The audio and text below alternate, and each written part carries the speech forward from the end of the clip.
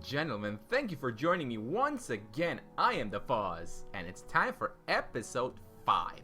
I said last time I'm going to do Wisdom now, and so I've got 6 cards that I want to cover in this aspect, so that'll be 3 episodes if we do 2 at a time, which we will. Now, I said also that there were some cards that really had me thinking, not sure, and one of them was Horizons.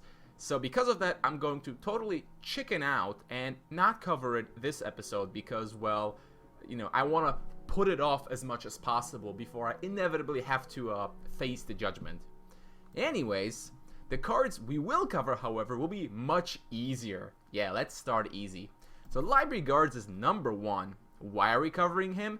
Well, because Library Guards is basically in every Wisdom deck there is, right?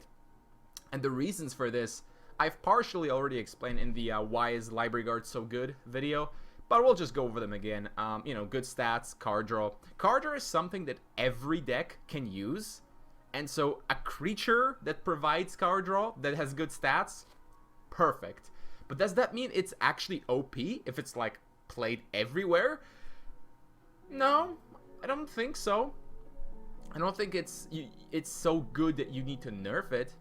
I think it's because while it is really great value, you drawing a card doesn't bother your opponent so much. Say, if this effect was something like your opponent discards a card, I'd have a bigger problem with it because discarding cards is pretty lame, and a creature with such good stats, with such an annoying effect, that's being played everywhere you'd see a lot more posts on the forums saying, hey, this card is ridiculous, please nerf it. But you drawing a card, whatever. You could make an argument that it shouldn't have 3 speed. And yeah, if they made this 2 speed, it would still be okay. And I think that's the only way to actually nerf it without, like, destroying it. But I think the card is fine as it is. It's mostly a defensive creature anyways. It's 4-drop that only does 2 damage, so it's not like you're gonna get killed by this guy. His job is to kind of, solidify the board and get you that extra card. So no, I don't think it's OP at all.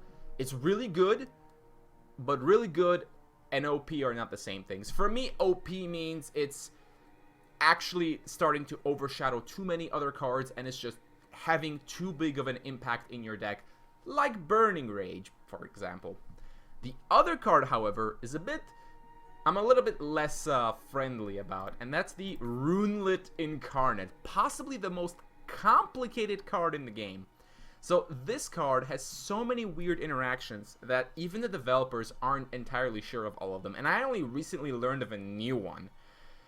So, the big thing about this guy is that because it does not take damage, it does not actually take damage, that means freezing and deadly do nothing against it. Like, they are literally useless. Not only are they useless, they are actually bad against this. A deadly creature will do less damage to this than a non-deadly creature.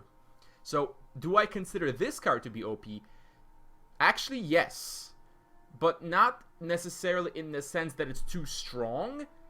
I just hate the fact that this thing is a 2-drop, which means you can play it really early on. Not only that, you can play it right after Charged Aurite, and it becomes a 3/3 that's immune to deadly and freezing, that's growing every turn.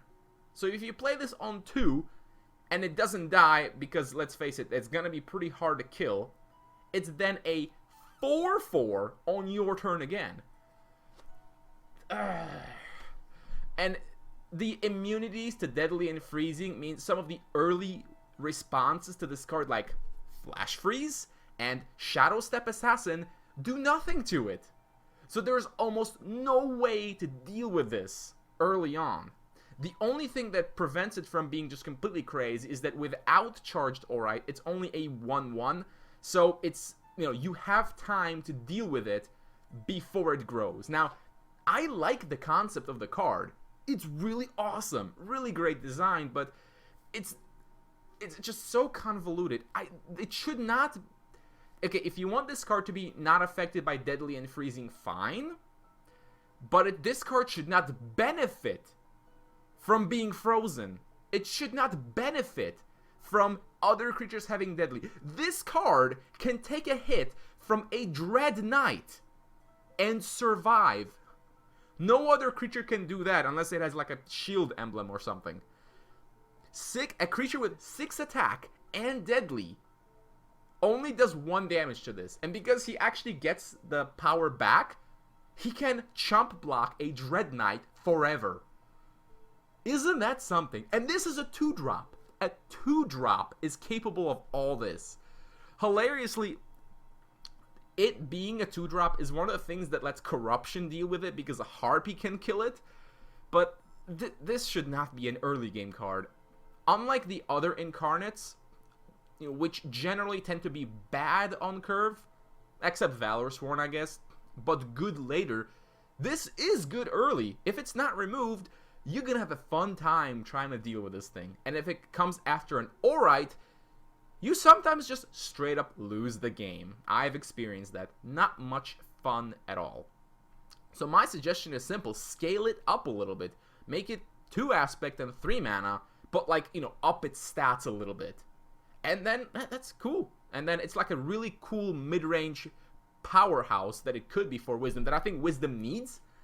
And actually, in that case, I wouldn't even be opposed to it being double blue, because it would give you a reason to run Mono Wisdom to have this really awesome, powerful card that, doesn't die to deadly and freezing and can keep growing, kind of like a, miniature-sized Dust Titan. It grows faster than Dust Titan, but doesn't have that shocking ability. So that, I think, would be really cool. As it is, this card can go from, ridiculous when it's played after Aurite to sometimes trash because it's 1/1 and dies to a mutant or something, and I don't like that. I think Runelit Incarnate deserves better, and I think it deserves to be one of the coolest cards in the game, because it is one of the coolest cards in the game. No card has ever caused as many misplays as this one. My most recent one, I attacked a Runelit Incarnate with a deadly creature and another creature, like a really big one, thinking, well, the deadly is going to do 1 damage, the other creature will finish it off. Except that didn't happen, because the game engine thought the Runelit was dead after it was hit with deadly, and so my other creature did 0 damage to it. And so a Runelit, it was like a 2/2 Runelit being attacked by a deadly, I forgot what it was, like a Necromancer or something, and like a 4/4 Titan survives, taking only 1 damage. This is again the problem with its interaction with deadly, where even the game itself doesn't understand that deadly is useless against it.